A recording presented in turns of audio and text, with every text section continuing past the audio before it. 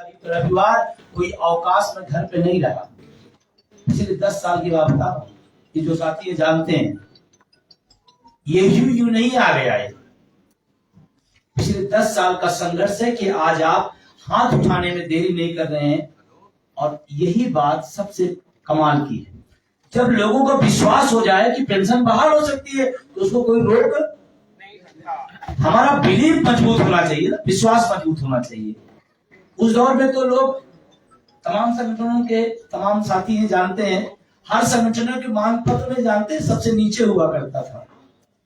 हम पूछते थे अपने तमाम शिक्षक नेताओं कर्मचारी नेताओं से, हमारी पेंशन के 40 नंबर पर देखो, किस पर 40वें नंबर पर। किसी का मांग पत्र 28 है तो 28वें नंबर पर, किसी का 30 है तो 30वें नंबर पर।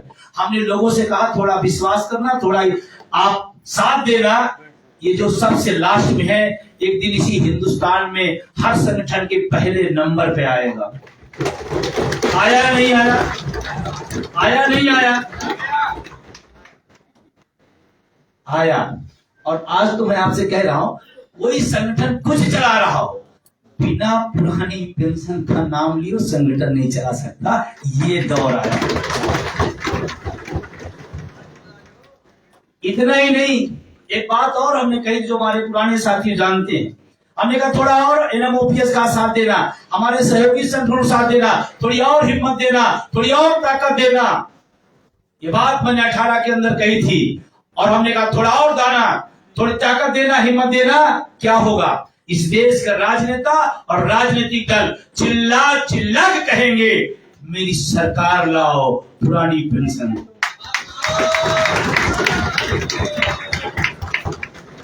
हुआ या नहीं हुआ? आज तमाम राजनेताओं के फोन आते हैं कि भाई साहब मेरी सरकार बनेगी तो पहले एजेंडे में, मेरी सरकार बनी तो पहले कैबिनेट में। अरे हिमाचल के तमाम विपक्ष के नेता इसके पहले जो थे, उन्होंने कहा मां चंडी की कसम पहले कैबिनेट में पहली कलम से पुरानी पेंशन बहाल होगी। ये दौर भी आया।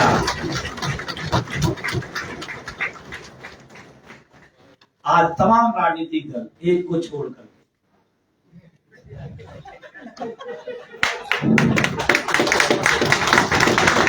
अच्छा दिल्ली वाले, क्योंकि राजधानी राष्ट्रीय राजधानी समझदार ज्यादा है, तुरंत समझ ले कि मामला किधर जा रहा है। सारे के सारे लोग कह रहे हैं हम पुरानी पेंशन देंगे, एक को छोड़ करके, जैसे उनको अपने घर से देना है या जहां से आए वहां से पैसा लेके आना पड़ेगा। भाई जब सब कह रहे हैं तो आपको तकलीफ किस बात की? किस बात की तकलीफ? लेकिन मैं फिर आपसे कह रहा हूं, उनकी भी कमजोरी मैं जानता हूं और यही सूत्र दे रहा हूं आपको। जो आज भी कह रहे हैं मैं नहीं दूंगा, मैं नहीं दूंगा, मैं नहीं दूंगा, 1 अक्टूबर सफल कर देना और मामा मुख्यमंत्री को मध्य प्रदेश से भगा देना, वही प्रधानमंत्री आगे कहेंगे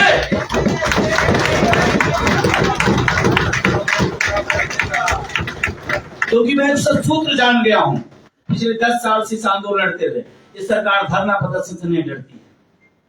जवाब क्लियर हूं, इसीलिए मैंने रास्ता अलग दिया। हमने कहा सरकार धरना प्रदर्शन नहीं, तो हमारे पास एक सूत्र है जो बाबा भीमराव अंबेडकर साहब ने हमको दे के गए हैं। वो सूत्र है, पहले मैदान में तलवार चलती थी, तोप चलती थी, हाथी घोड़े पालकी चला करते थे। बाबा साहब ने कहा कुछ नहीं करो,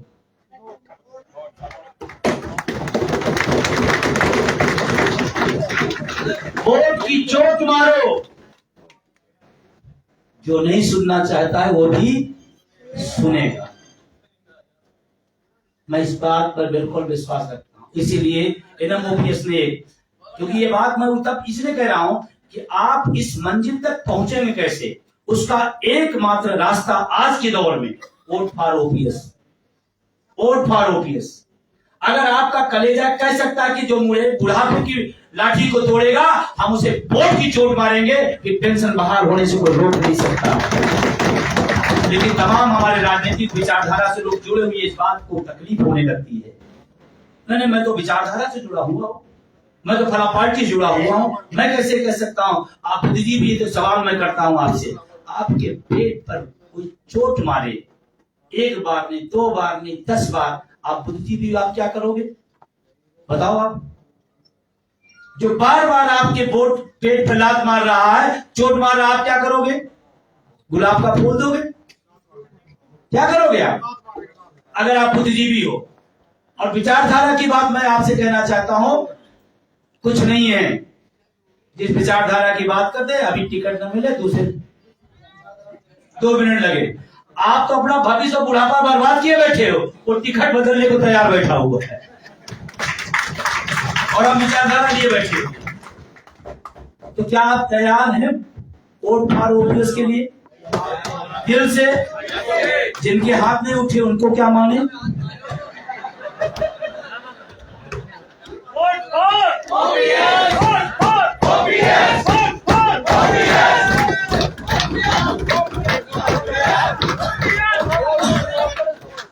और इसीलिए आपको कहते हुए खुशी हो रही, इस देश में एक भी आंदोलन इस दौर में नहीं चल रहा है सिवाय ओपीएस के। एक भी आंदोलन पूरे देश के अंदर नहीं चल रहा है पुरानी पेंशन के। और आज अगर केंद्र सरकार को सबसे ज्यादा किसी बात का डर है तो सिर्फ इसी पेंशन आंदोलन से, सिर्फ और सिर्फ। और उसका फार्मूला क्योंकि उत्तर प्रदेश से शुरू हुआ और तमाम राज्यों में होते हुए चला जा रहा है, इसीलिए उसको टेंशन है। तो तैयार है? अब 1 अक्टूबर क्या करेगा? दिल्ली वाले क्या करेंगे? दिल्ली वाले तमाशा देखेंगे। इसके पहले भी हम सब ने बहुत बड़ी बड़ी रैलियां की हैं, लाखों लाख की रैलियां की हैं। हम 30 अप्रैल को भी रैली करने आए थे, हम 26 नवंबर 18 को भी रैली करने आए थे, और तब भी कहा था दिल्ली वालों से, आज फिर कह रहा हूं दिल्ली वालों से, आप संख्या की चिंता न करना, आप मैनेजमेंट संभाल लेना, हिंदुस्तान में लाने की तैयारी।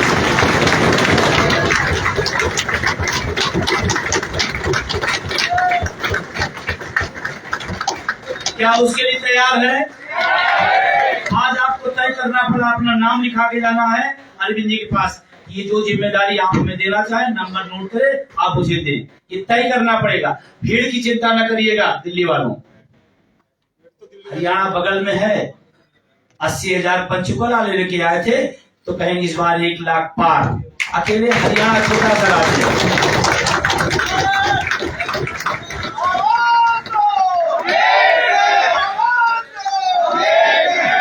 अभी मैं रास्ते में आया, मैं समीक्षा कर रहा था कि दिल्ली के आसपास जो यूपी का बॉर्डर है, जो सहारनपुर मंडल है, जो मेरठ मंडल है, जो अलीगढ़ मंडल है, जो आपका आगरा मंडल है, ये 4-5 जो मंडल हैं जो यूपी के बॉर्डर पर दिल्ली से सटे हुए हैं, अभी समीक्षा में निकल गया है 5 मंडल से 50,000 आदमी, सिर्फ 5 मंडल से।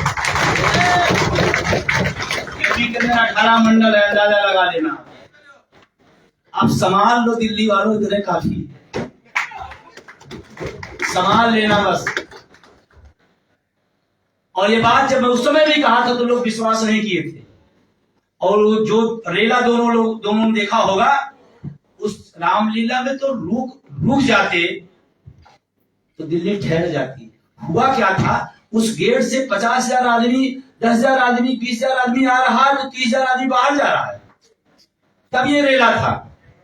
और अब की उस समय ना हमारा संगठन उतना मजबूत था, न ये आंदोलन इतना बड़ा था, न उतनी बड़ी सफलताएं थी, तब का नजारा था। आज मेरे पास फोन आता है, सर मैं दमनदीप से बोल रहा हूँ। हाँ भाई बोलो। विजय बंधु बोल रहे? हाँ बोल रहा हूँ सर। वो 1 अक्टूबर को मैं दिल्ली आ रहे हैं, रास्ता है यार, वहां तो चारों तरफ पानी रहता है, किधर से निकल के आ रहे हो? नहीं सर, वहां से भुवनेश्वर आ रहे हैं, भुवनेश्वर से सब फ्लाइट से आ रहे हैं सर। 1 अक्टूबर को गोवा दमनदीप जो चारों तरफ समुद्र से गिरा है, वहां का आदमी दिल्ली आ रहा है। और दिल्ली वाला कह रहा है अभी खाओ सलाद उलाद तब चलूं।